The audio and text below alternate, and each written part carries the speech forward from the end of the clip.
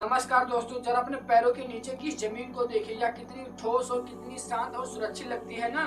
जिस जमीन पर आज हम अपने घर बनाते हैं और जहाँ पे समुद्र बहते हैं और जहाँ पे विभिन्न प्रकार के जीव रहते हैं, आखिरकार इस अनोखी धरती का जन्म कैसे हुआ, जानते हैं आज की इस वीडियो में।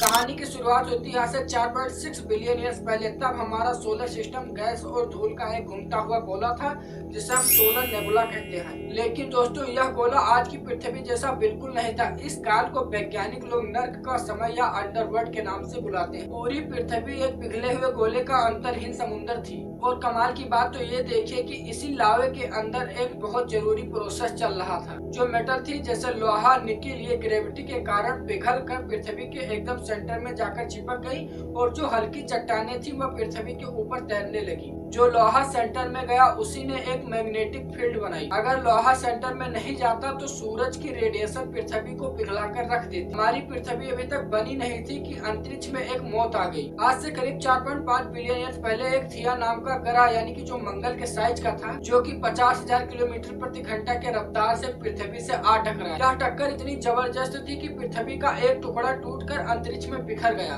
और ग्रेविटी ने फिर से अपना जादू दिखाया और सारा मलबा इकट्ठा होकर पृथ्वी के चारों तरफ चक्कर लगाने लगा।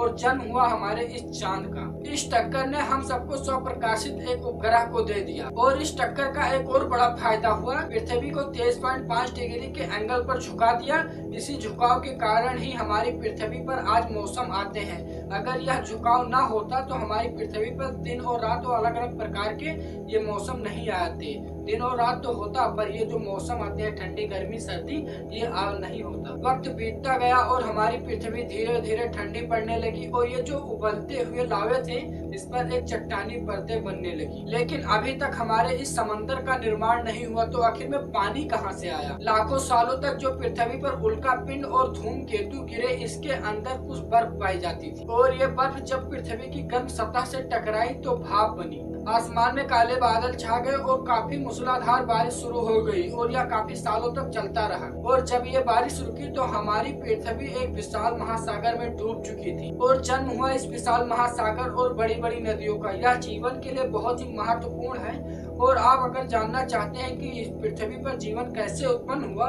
तो मिलते हैं आपको अगले वीडियो में। तब तक के लिए वीडियो को लाइक कर दीजिए और चैनल को सब्सक्राइब कर दीजिए। या अगर पृथ्वी की कहानी आपको समझ में आई है तो दूसरे वीडियो के लिए इंतजार करिए।